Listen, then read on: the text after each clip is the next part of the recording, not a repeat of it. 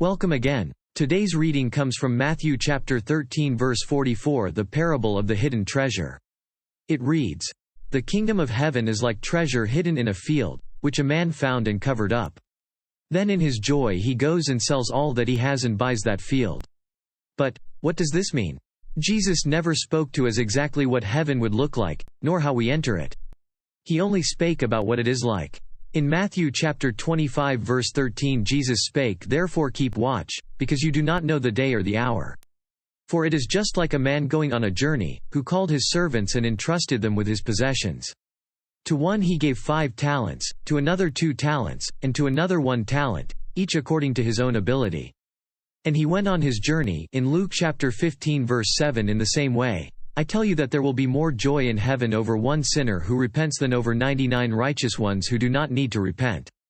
Or what woman who has 10 silver coins and loses one of them does not light a lamp, sweep her house, and search carefully until she finds it? And when she finds it, she calls together her friends and neighbors to say, "Rejoice with me, for I have found my lost coin."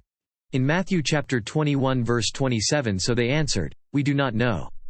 And Jesus replied, "Neither will I tell you by what authority I am doing these things.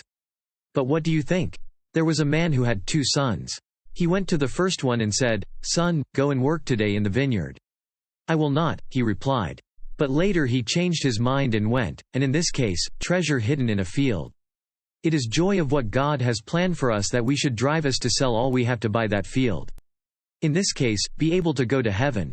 Jesus and the promised land is worth trading all that we have and are to become all that he has created us to be.